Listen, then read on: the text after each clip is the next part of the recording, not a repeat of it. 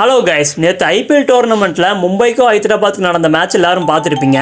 நேற்று நடந்த மேட்ச்சில் எஸ்ஆர்ஹெச் பார்த்தீங்கன்னா வெறித்தனமாக பேட்டிங் பண்ணி மும்பை இந்தியன்ஸை அலற விட்டுட்டாங்க. 278 தானே உங்கள் டார்கெட்டை முடிஞ்சால் அடிச்சு காமிங்களா அப்படின்னு ஒரு பயங்கரமான டார்கெட்டை மும்பை இந்தியன்ஸுக்கு கொடுத்தாங்க.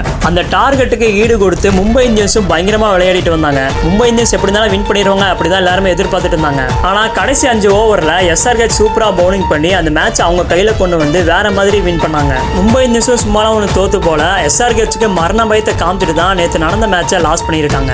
Travis head, Abhishek Sharma, Klaasen இவங்க 3 பேருமே நேற்று கொலமாசா பேட்டிங் பண்ணாங்க. யாருமே நினைச்சு பார்க்கல எஸ்ஆர்ஹெச் இவ்வளோ பெரிய ஸ்கோர் அடிப்பாங்கன்னு. அதுக்கெல்லாம் காரணம் இவங்க 3 பேர் தான். அதுக்கப்புறமா திலக் வர்மா, அவருக்கு என்ன பவருங்க, அவர் மட்டும் நேற்று அவுட் ஆகாம இருந்திருந்தா மும்பை இந்தியன்ஸ் வின் பண்ண சான்ஸ் இருந்திருக்கும். அதுக்கப்புறமா ஐபிஎல் ஹிஸ்டரியில் ஆர்சிபி அடிச்ச 263 ரன் தான் ஹையஸ்ட் ஸ்கோரா இருந்திருக்கு. நான் இனிமேல் நாங்கள் அடிச்ச ஸ்கோர் 277 தாண்டா ஐபிஎல் ஹிஸ்டரி ஹையஸ்ட் ஸ்கோர் அப்படின்னு எஸ்ஆர்ஹெச் பார்த்தீங்கன்னா பதிவு பண்ணியிருக்காங்க.